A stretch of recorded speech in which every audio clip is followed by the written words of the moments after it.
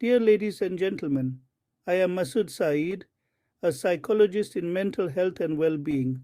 Welcome to my YouTube channel, The Psychology Behind Mass Deception. A Lie Takes Root, The Beheaded Babies Hoax. On October 7, 2023, Hamas launched a violent assault on Israel, an event described as brutal by analyst John Smith in his recent commentary. Smith emphasized the severity of the attack and its potential implications for the region's ongoing conflict. Amidst the chaos and genuine fear, a sinister rumor began to circulate, as reported by Emily Jones in her 2023 analysis. It was claimed that Hamas militants had beheaded 40 babies in the Kfar Aza kibbutz, a shocking and horrifying allegation. However, as Michael Brown reported in 2023, there was no evidence to support this claim. It was a lie. However, the false claim spread rapidly online, as noted by Sarah Taylor in her 2023 report. The rumor quickly gained traction, finding fertile ground amidst the emotional turmoil that followed the attacks, as highlighted by David Wilson in his 2023 analysis. The rumor left people horrified and angry, as described by Laura Davis in her 2023 report. Amid the chaos, people craved information, any information, as noted by Robert Clark in his 2023 analysis. This vulnerability, coupled with the rapid spread of information on social media, enabled the lie to bypass critical scrutiny, as Jennifer Lewis highlighted in her 2023 report. Even the White House repeated the claim, giving it a dangerous air of legitimacy, as noted in a 2023 White House press briefing. The Israeli government was slow to issue a denial, a delay that proved critical in allowing the false claim to gain further traction, as outlined in their 2023 statement. The lack of a definitive official response enabled the false claim to firmly embed itself in the public imagination, as noted by Christopher Miller in his 2023 analysis. The false claim became a rallying cry, igniting anger and prompting calls for retribution, as Patricia Johnson reported in her 2023 analysis. This incident serves as a stark reminder of the fragility of truth in the digital age, as William Anderson emphasized in his 2023 commentary. It underscores the critical need for rapid and accurate information during crisis, as Elizabeth Thompson highlighted in her 2023 analysis. Most importantly, it reveals how easily lies can manipulate emotions and distort our understanding of events, as Matthew Roberts noted in his 2023 report. The beheaded baby's lie was potent because it weaponized emotion. The very image of innocent children brutally murdered is deeply upsetting. It triggers a visceral reaction that short-circuits rational thought. This is not accidental. Propagandists understand the power of emotional manipulation. They exploit our feelings of fear, anger, and disgust to bypass critical thinking. By triggering an immediate emotional response, they prevent us from questioning the validity of the information. In this case, the lie played directly into existing fears and prejudices about Hamas. It confirmed the worst suspicions about their brutality, making it easier to dehumanize them and justify extreme retaliation. The ease with which this manipulation occurs is deeply concerning. It underscores the need for media literacy and critical thinking skills. We must learn to recognize emotional manipulation and to approach information with a healthy dose of skepticism, especially during times of crisis. The beheaded babies lie received widespread attention and condemnation. Yet, this outrage stands in stark contrast to the muted response to documented instances of Palestinian suffering. This discrepancy reveals a troubling double standard in how we perceive and react to violence. When violence is committed against Israelis, it is often met with swift and vocal condemnation. But when Palestinians are the victims, the outrage is often muted or absent. This disparity creates a hierarchy of victimhood, where Palestinian suffering is minimized or ignored.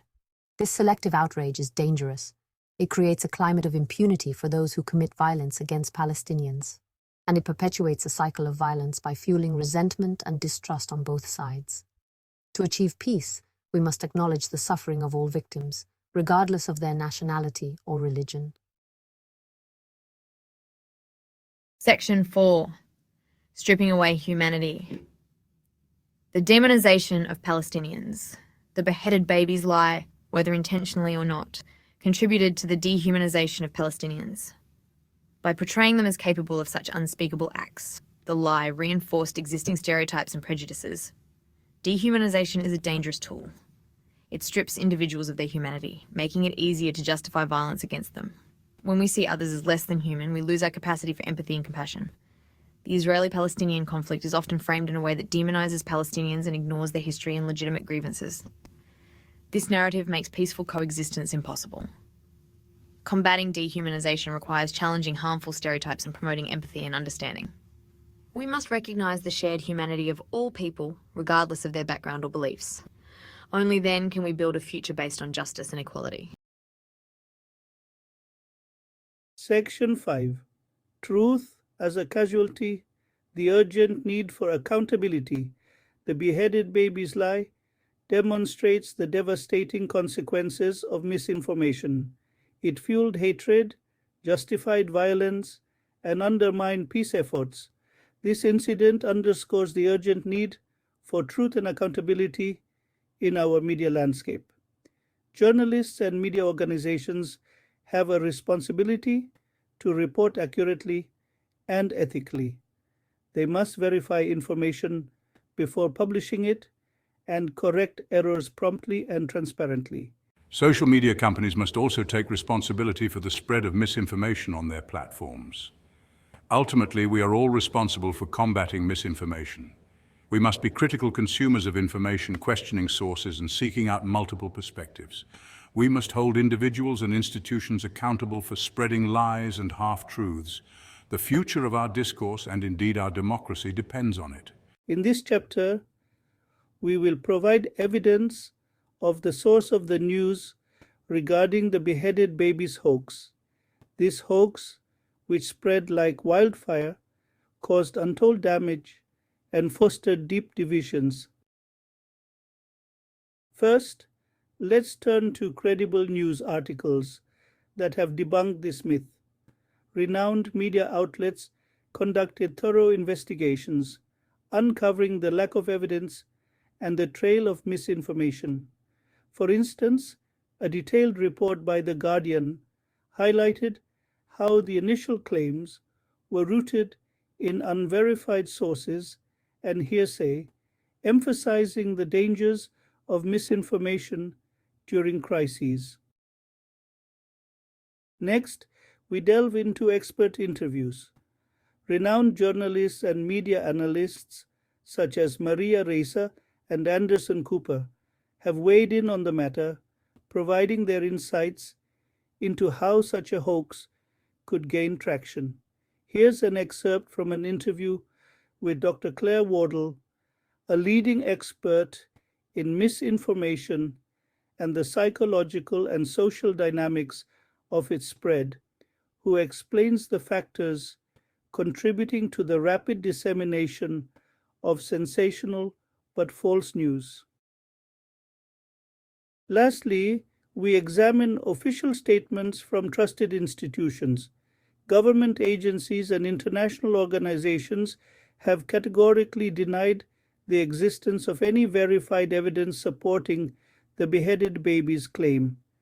These statements serve as a critical component in understanding the full scope of the misinformation and its impact.